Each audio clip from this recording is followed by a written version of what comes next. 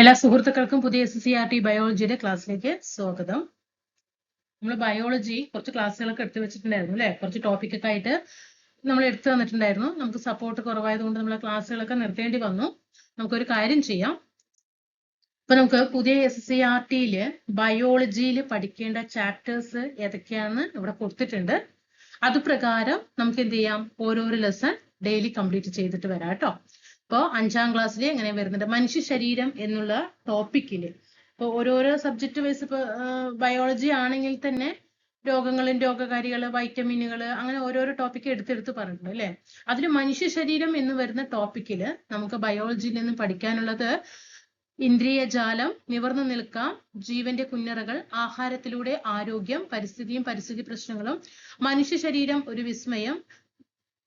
Next one, ജീവന്റെ ഉത്ഭവം, ജീവികളുടെയും കോശങ്ങളും കോശജാലങ്ങളും, കുഞ്ഞായി മാറുന്ന കോശങ്ങൾ, ജീവൽ പ്രക്രിയകളിലേക്ക്, ദഹനവും പോഷക സംവഹനവും, ശ്വസനവും വിസർജനവും, ചലനത്തിന് പിന്നിൽ പ്രത്യുൽപാദന, ആരോഗ്യം, ജീവന്റെ ജനിതകം, പരിണാമത്തിന്റെ വഴികൾ, സംവേദങ്ങൾക്ക് പിന്നിൽ ജീവികളിലെ രാസസംവേദനം. ഇതൊക്കെ മനുഷ്യ ശരീരം എന്ന ഭാഗത്ത് വരുന്ന ലെസൺസ് ആണ്. ഈ ലെസൺസ് ഫുള്ളും പഠിക്കേണ്ടതുണ്ട്. അതുകൊണ്ട് തന്നെ നമ്മൾ എന്ത് ചെയ്യാം, ഡെയിലി ഇന്നിപ്പോ നമ്മൾ എടുക്കാൻ പോകുന്ന ടോപ്പിക്ക് ഇന്ദ്രിയജാലമാണ്. ഇന്ദ്രിയജാലം അത് കഴിഞ്ഞ് അതിന്റെ പിറ്റേ ദിവസം നമുക്ക് ഈ ടോപ്പിക് എടുക്കാം. അങ്ങനെ ഈ ലെസൺ ബയോളജി നമുക്ക് ഫുള്ള് ലെസൺസ് നിങ്ങളുടെ മുന്നിലേക്ക് എത്തിച്ചേരാം. അത് തീർച്ചയായിട്ടും നിങ്ങളുടെ സപ്പോർട്ട് വേണം. നമുക്ക് വ്യൂസ് ഇല്ലെങ്കിൽ നമുക്ക് ഇത് ക്ലാസ്സുകൾ മുഴുവൻ കംപ്ലീറ്റ് ചെയ്യാനായിട്ട് പറ്റില്ല. അതുകൊണ്ടാണ് ഇടയ്ക്ക് വെച്ചിട്ട് നിർത്തേണ്ടി വരുന്നത്. തീർച്ചയായിട്ടും പരമാവധി ഗ്രൂപ്പുകളിലൊക്കെ സപ്പോർട്ട് ചെയ്തിട്ട് നമ്മുടെ ലിങ്കുകളൊക്കെ ഒന്ന് നിങ്ങൾ അയച്ചു കൊടുക്കുക. താഴെ നിങ്ങളുടെ അഭിപ്രായങ്ങൾ കൂടിയിട്ട് എഴുതി അറിയിക്കാനായിട്ട് ശ്രദ്ധിക്കുക. അതേപോലെ പരിസ്ഥിതിയും പരിസ്ഥിതി ശാസ്ത്രം അതിൽ വരുന്നത് ബയോളജിയുടെ ലെസൺസ്, ഒറ്റയില ഒരു ജീവിയും, ജീവനുള്ള വിത്തുകൾ, ജന്തുജാലങ്ങൾ, പരിസ്ഥിതിയെ നോവിക്കാതെ, വൈവിധ്യങ്ങളുടെ സൗന്ദര്യം, ജീവശാസ്ത്രവും സാങ്കേതികവിദ്യം. അതേപോലെ രോഗങ്ങളും രോഗകാരികളും വരുന്നത് വ്യാധികൾ പടരാതിരിക്കാൻ മാറ്റാം ജീവിതശൈലി, നല്ല നാളേക്കായിട്ട്, വർഗീകരണം, പ്രതിരോധവും ആരോഗ്യ സംരക്ഷണവും. ഓക്കെ, ഇത്രയും ലെസൺസ് ആണ് നമുക്ക് ന്യൂ SCERTയിൽ ബയോളജിയിൽ പഠിക്കാനുള്ള ലെസൺസ് കേട്ടോ.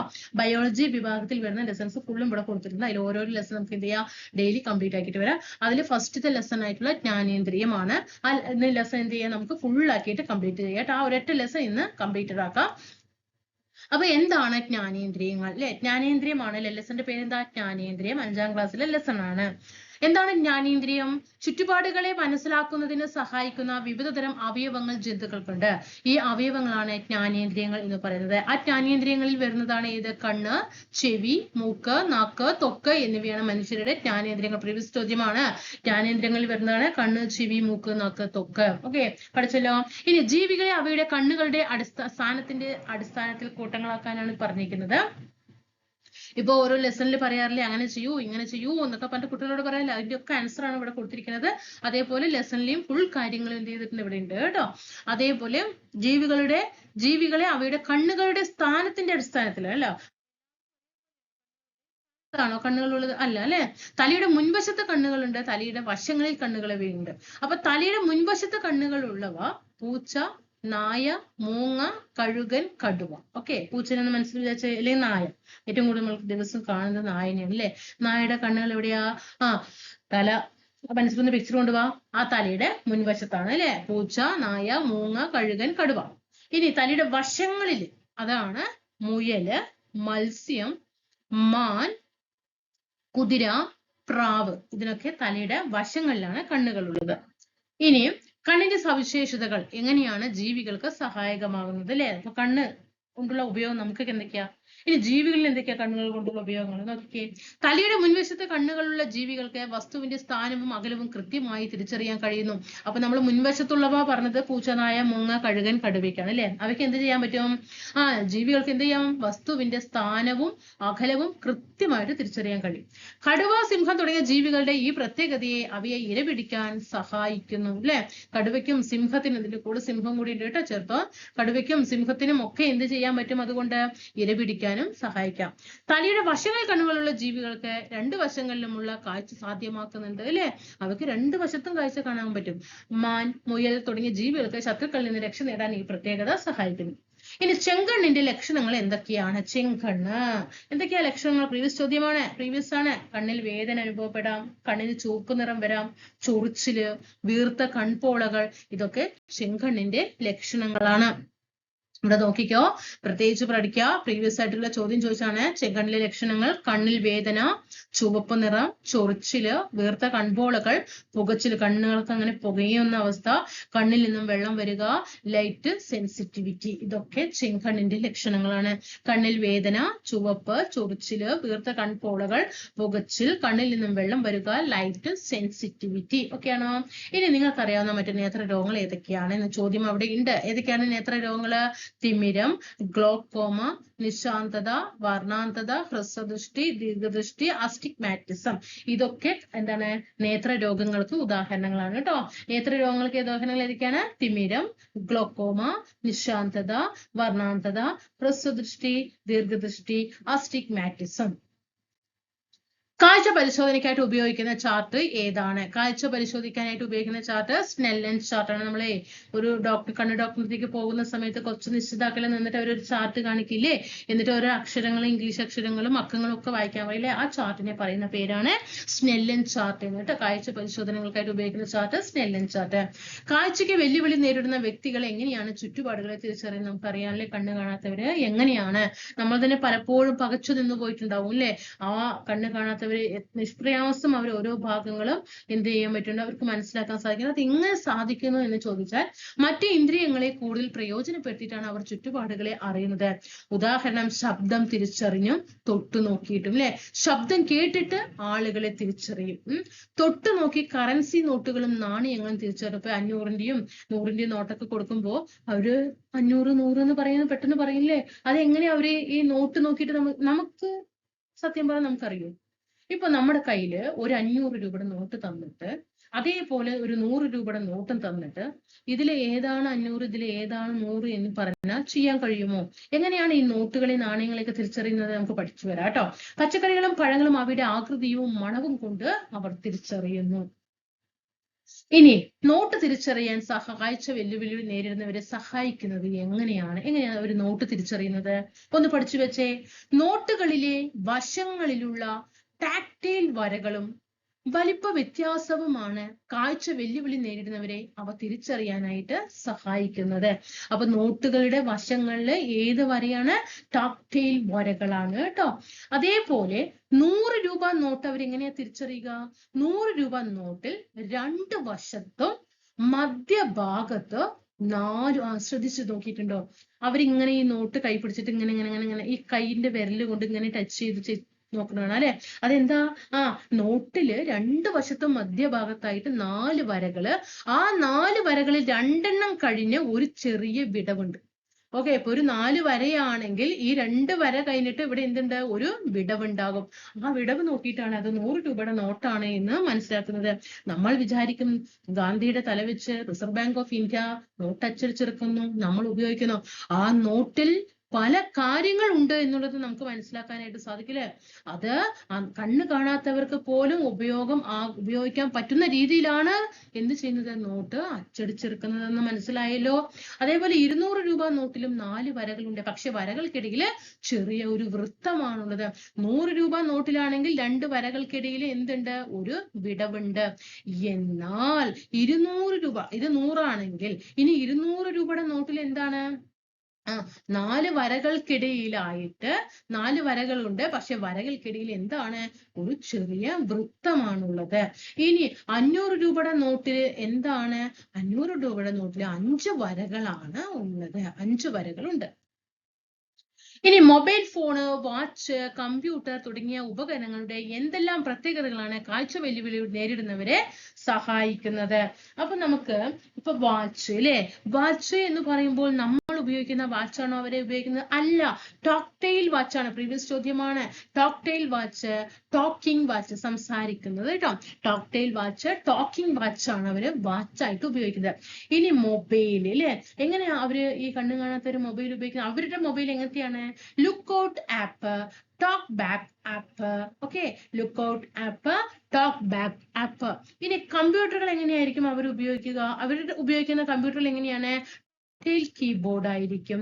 അതുപോലെ ജാസ്, ഓർബിറ്റ് റീഡർ ഇങ്ങനെയുള്ള കമ്പ്യൂട്ടറുകളായിരിക്കും അവർ ഉപയോഗിക്കുന്നത്. അപ്പൊ അവർ ഉപയോഗിക്കുന്ന കമ്പ്യൂട്ടറുകൾ എന്ന് പറയുമ്പോൾ ഒരു ടോക്ടെയിൽ കീബോർഡ് ആയിരിക്കും. കീബോർഡ് എങ്ങനത്തെയാണ്? ടോക്ടെയിൽ ആണ്. പിന്നെ ജാസ്, ഓർബിറ്റ് റീഡർ. കാഴ്ച വെല്ലുവിളി നേരിടുന്നവരെ സഹായിക്കാൻ ലഭ്യമായുള്ള സംവിധാനങ്ങൾ ഏതൊക്കെയാണ്? പ്രീവിയസ് ചോദ്യമാണ്. കാഴ്ച വെല്ലുവിളി നേരിടുന്നവരെ സഹായിക്കാൻ ഉപയോഗിക്കുന്ന സംവിധാനങ്ങൾ വൈറ്റ് കെയിൻ ഇല്ലേ? വൈറ്റ് കെയിൻ നമുക്കറിയാം. അവർ ഈ നടന്നു പോണ സമയത്ത് അവരുടെ കയ്യിലൊരു ഇതുണ്ടാവും അല്ലെ? അത് വെച്ചിട്ട് അവരിങ്ങനെ കണ്ടിട്ട് കുത്തിയിട്ട് പോകണം. അതിൽ അവർക്ക് മനസ്സിലാക്കാൻ സാധിക്കും റൂട്ടുകളും റൂട്ടിലുള്ള തടസ്സങ്ങളും ഒക്കെ അവർക്ക് മാറ്റാനായിട്ട് സാധിക്കും. വൈറ്റ് കെയിന്, സ്മാർട്ട് കെയിന്, ബ്രെയിൽ അക്ഷരങ്ങൾ, ബ്രെയിൽ സ്ലേറ്റ്. നമുക്കറിയാം അവർ ഉപയോഗിക്കുന്ന ലിപി ഏതാണ്? കണ്ണ് കാണാത്തവർ, അന്ധന്മാർ ഉപയോഗിക്കുന്ന ലിപി ഏതാണ്? ബ്രെയിൽ ലിപിയാണ് അല്ലെ? ബ്രെയിൽ ലിപി ആണ്. പഠിച്ചു വെക്കണം, പ്രീവിയസ് ചോദ്യമാണ്. അവർ ഉപയോഗിക്കുന്നത് ബ്രെയിൽ അക്ഷരങ്ങളാണ്. ബ്രെയിൽ സ്ലേറ്റ് ആണ്. Tactile watch, tactile keyboard, talking watch, Orbit Reader, ജാസ്, Lookout app, TalkBack app, abacus, Taylor frame. ഇതൊക്കെ നമ്മൾ പഠിച്ചു വന്നതാണ് അല്ലെ? എത്ര നേരം പഠിച്ചതാണ്. അപ്പോൾ ഇതൊക്കെ കാഴ്ച വെല്ലുവിളി നേരിടുന്നവരെ സഹായിക്കാൻ ലഭ്യമായിട്ടുള്ള സംവിധാനങ്ങളാണ്. ഒന്നുകൂടി പഠിച്ചു വെച്ചോ. വൈറ്റ് കെയിന് പ്രീവിയസ് ചോദ്യമാണ്. സ്മാർട്ട് കെയിന്, ബ്രെയിൽ അക്ഷരങ്ങൾ, Braille slate, tactile watch, tactile keyboard, talking watch, Orbit Reader, ജാസ്, Lookout app, TalkBack app, abacus, Taylor frame. ഇനി കണ്ണുകളുടെ ആരോഗ്യത്തിന് നാം പാലിക്കേണ്ട ആരോഗ്യശീലങ്ങൾ എന്തൊക്കെയാണ്? അതൊക്കെ നമുക്കറിയാം. 5ാം ക്ലാസ്സിലെ ലെസൺ ആണല്ലോ, അതുകൊണ്ട് അത്രയും എളുപ്പമായിരിക്കും. പക്ഷേ അത് 6, 7, 8, 9, 10 എന്ന് പറയുമ്പോഴേക്കും അതിന്റെ നിലവാരം മാറും. അപ്പൊ നമുക്ക് എന്ത് ചെയ്യണം? ആ 10ാം ക്ലാസ്സിലുള്ള 5ാം ക്ലാസ് മുതൽ 10ാം ക്ലാസ് വരെയുള്ള പുതിയ SCERTയിലെ എല്ലാ ടെക്സ്റ്റുകളും നമുക്ക് എന്ത് ചെയ്യണം? പഠിക്കേണ്ടതുണ്ട്. അതുകൊണ്ട് കൂടെ നിന്ന് നിങ്ങൾ സപ്പോർട്ട് ചെയ്യുക. 5ാം ക്ലാസ് മുതൽ 10ാം ക്ലാസ് വരെയുള്ള പുതിയ SCERTയിലെ ബയോളജിയിൽ വരുന്ന എല്ലാ ലെസൺസും നിങ്ങളുടെ മുന്നിലേക്ക് എത്തിച്ചേരാം. അപ്പൊ ഇന്നൊരു ലെസൺ കഴിഞ്ഞല്ലോ, നാളെ ഒരു ലെസൺ എടുക്കാം. പക്ഷെ നിങ്ങളുടെ ഭാഗത്ത് സപ്പോർട്ട് ഉണ്ടാകും. അപ്പൊ കണ്ണുകളുടെ ആരോഗ്യത്തിന് പാലിക്കേണ്ടത് എന്തൊക്കെയാണ്? കണ്ണുകൾ തിരുമാതിരിക്കുക, അതൊക്കെ നമുക്കറിയാം അല്ലെ? മങ്ങിയ വെളിച്ചത്തിൽ TV കാണാതിരിക്കുക, കണ്ണിനുള്ളിൽ സ്പർശിക്കാതിരിക്കുക, ദീർഘസമയം മൊബൈൽ ഫോൺ ഇത് നിങ്ങൾക്ക് ഉപയോഗിക്കാൻ പറ്റില്ല അല്ലെ? അത് ഒഴിവാക്കാൻ പറ്റില്ല അല്ലെ?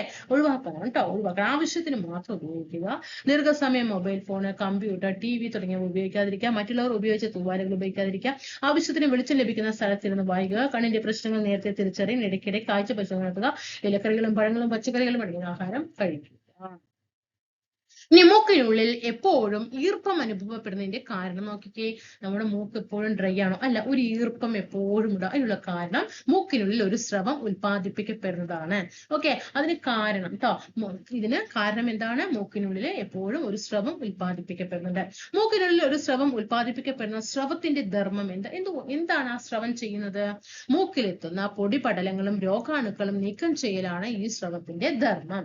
ഇനി ജലദോഷം ഉണ്ടാകുമ്പോൾ മണമറിയാൻ കഴിയാത്ത എന്തുകൊണ്ടാണ്? നമുക്ക് ഒരു മണമില്ല എന്ന് പറയില്ല നമ്മള്. എന്താണ്? വൈറസ് ബാധ ഉണ്ടാകുമ്പോൾ നമുക്കറിയാം ജലദോഷം ഉണ്ടാക്കുന്ന രോഗാണു ഏതാണ്? വൈറസ് ആണ് അല്ലെ? റിനോ വൈറസ് അല്ലെ? ഏതാണ്? റിനോ വൈറസ് ആണ്. ഓക്കെ, അപ്പോ വൈറസ് ബാധ ഉണ്ടാകുമ്പോൾ മൂക്കിനുള്ളിൽ ഉണ്ടാകുന്ന സ്രവം ഉൽപ്പാദിപ്പിക്കപ്പെടുന്ന അവസ്ഥയാണ് ജലദോഷം. അപ്പൊ ജലദോഷം പറയുമ്പോൾ എന്താ സംഭവം? വൈറസ് ബാധ ഉണ്ടാകുമ്പോൾ മൂക്കിനുള്ളിൽ കൂടുതൽ സ്രവം ഉൽപ്പാദിപ്പിക്കപ്പെടുന്ന അവസ്ഥയാണ്. അപ്പൊ നമുക്കറിയാം നമ്മുടെ മൂക്ക് സാധാരണ ഈർപ്പം നിറഞ്ഞതാണ്. പക്ഷേ ഈ ജലദോഷം എന്ന് പറയുമ്പോൾ ഒരു വൈറസ് രോഗകാരി നമ്മുടെ മൂക്കിനുള്ളിൽ ഉണ്ടാകുകയും ഈ സ്രവം കൂടുതലായിട്ട് ഉൽപ്പാദിപ്പിക്കപ്പെടുകയും ചെയ്യുമ്പോഴാണ് ജലദോഷം ഉണ്ടാകുന്നത്. അതുകൊണ്ടാണ് മൂക്കിൽ കൂടെ ഇങ്ങനെ വെള്ളം വരുന്നത്. കൂടുതൽ സ്രവം ഉണ്ടാകുമ്പോൾ മണമറിയാൻ സഹായിക്കുന്ന കോശങ്ങളിലേക്ക് ഗന്ധകണികകൾ എത്താതാവും. അതുകൊണ്ടാണ് മണം അറിയാത്തത്. ഇനി ഒരു ദിവസം കഴിക്കുന്ന ഭക്ഷണത്തിലെ രുചികൾ: നാരങ്ങാച്ചാറ് പുളിരുചിയാണ്, മാമ്പഴം മധുരമാണ്, പാവയ്ക്കത്തോരൻ കയ്പാണ്, കേക്ക് മധുരമാണ്, ഉണക്ക മത്സ്യം ഉപ്പാണ്. ഇനി നാവിന്റെ ധർമ്മങ്ങൾ എന്തൊക്കെയാണ്? രുചി അറിയാൻ പറ്റും, സംസാരിക്കാൻ പറ്റും, വിഴുങ്ങാൻ സഹായിക്കും, പല്ലുകൾക്ക് ചവച്ചരിക്കാൻ പറ്റും, പാകത്തിന് ആഹാരത്തെ വായ്ക്കുള്ളിൽ ചലിപ്പിക്കാനും നാവിന് സാധിക്കും. സ്പർശനത്തിലൂടെ വസ്തുക്കളെ തിരിച്ചറിയാൻ സഹായിക്കുന്ന അവയവം ഏതാണ്? അപ്പൊ നമ്മൾ ജ്ഞാനേന്ദ്രിയങ്ങളായ കണ്ണ്, നാക്ക്, ത്വക്ക്, മൂക്ക്, ചെവി ഇതാണ് പഠിക്കുന്നത്. അപ്പൊ നമ്മൾ കണ്ണിനെ കുറിച്ചിട്ട് നമ്മൾ പഠിച്ചു വന്നു. ഇപ്പൊ നാക്കിനെ കുറിച്ചിട്ട്, മൂക്കിനെ കുറിച്ചിട്ട് നമ്മൾ പഠിച്ചു അല്ലേ? ഇനി അതേപോലെ നാവിനെ കുറിച്ചിട്ട് നമ്മൾ പഠിച്ചു. ത്വക്ക് അല്ലെ, സ്പർശനത്തിലൂടെ വസ്തുക്കളെ തിരിച്ചറിയാൻ സഹായിക്കുന്ന അവയവം ഏതാണ്?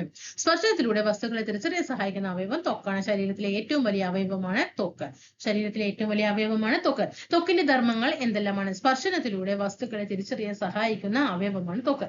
ചൂട്, തണുപ്പ് എന്നിവ അറിയുന്നതിന് ത്വക്ക് സഹായിക്കുന്ന. നമ്മുടെ ശരീരത്തിൽ ഇപ്പോൾ ഒരു ചൂട് തട്ടി നമ്മൾ അയ്യോ എന്ന് പറയും ഇല്ലേ, അയ്യോ തണുപ്പ് എന്ന് പറയുമ്പോൾ എന്ന് പറയും ഇല്ലേ, അതൊക്കെ എന്താ നമ്മുടെ ത്വക്കിലുള്ള പ്രതികരണ ശേഷിയാണ്. ശരീരത്തിനുള്ളിലേക്ക് രോഗാണുക്കൾ പ്രവേശിക്കാതെ ത്വക്ക് തടയുന്നു. ശരീരത്തിന്റെ ചൂട് നിയന്ത്രിക്കുന്നതിലും വിയർപ്പിലൂടെ മാലിന്യം പുറന്തള്ളുന്നതിലും എന്ത് ചെയ്യുന്നുണ്ട്? ത്വക്കിന് പങ്കുണ്ട്. ഓക്കെ ആണോ? അപ്പൊ ആ ലെസൺ അവിടെ കംപ്ലീറ്റ് ആക്കി എന്റെ അരിച്ചു പെറുക്കി തന്നിട്ടുണ്ട്. അതിലൊന്നുമില്ല, നെക്സ്റ്റ് നിങ്ങൾക്ക് അവിടെ ഒന്നും പഠിക്കാനില്ല. അവർക്ക് ചോദിക്കുന്ന ഉണ്ടോ ഇല്ലയോ, അങ്ങനെയാണോ ഇങ്ങനെയാണോ എന്നുള്ള ക്വസ്റ്റിന് പോലും ആൻസർ ഇവിടെ ഉണ്ട്. അപ്പൊ ഈ ലെസൺ പഠിച്ചു കഴിഞ്ഞു. ഇനി അവിടെ ലെസൺ വായിക്കാനൊന്നും നിങ്ങൾ പോകേണ്ട, എല്ലാ കാര്യങ്ങളും നിങ്ങളുടെ മുന്നിലുണ്ട്. അപ്പൊ ഇനി നമുക്ക് അടുത്ത ലെസണുമായിട്ട് എന്ത് ചെയ്യാം? അടുത്ത ക്ലാസ്സിൽ കാണാം. തീർച്ചയായിട്ടും താഴെ കമന്റ് ചെയ്യണം കേട്ടോ. കമന്റ് ചെയ്യണം. നമ്മുടെ ടെലിഗ്രാം ഗ്രൂപ്പിലൊക്കെ ജോയിൻ ചെയ്യണം. നമ്മുടെ പ്ലേ ലിസ്റ്റ് ഒക്കെ എടുത്ത് നോക്കുക. ഇഷ്ടം പോലെ ക്ലാസ്സുകള്. നിങ്ങൾക്ക് അടുത്ത എക്സാമിന് നല്ലൊരു റാങ്ക് നിങ്ങൾക്ക് വേണം എന്നൊരു ആഗ്രഹിക്കുന്ന ഉദ്യോഗാർത്ഥിയാണെങ്കിൽ നേരെ ക്ലാസ്സുകൾ നമ്മുടെ എന്തൊക്കെ ചാനൽ ക്ലാസ്സുകൾ ഇട്ടിട്ട് നോക്കുക. ഇഷ്ടം പോലെ പ്രീവിയസ് ക്വസ്റ്റ്യൻ പേപ്പറും ഇംഗ്ലീഷൊക്കെ നിങ്ങൾക്ക് 10 സുഖമായിട്ട് അടിക്കേണ്ട ക്വസ്റ്റ്യൻസ് ഒക്കെ ചെയ്തു വെച്ചിട്ടുണ്ട്. SCCRT ചെയ്തു വെച്ചിട്ടുണ്ട്. പ്രീവിയസ് ക്വസ്റ്റ്യൻ പേപ്പറുകൾ ചെയ്തു വെച്ചിട്ടുണ്ട്. മലയാളം ടോപ്പിക് വൈസ് ആയിട്ട് എല്ലാം ചെയ്തിട്ടുണ്ട്. എല്ലാം പ്രയോജനപ്പെടുത്തുക. അടുത്ത ക്ലാസ്സിൽ കാണാം. എല്ലാവർക്കും നന്ദി.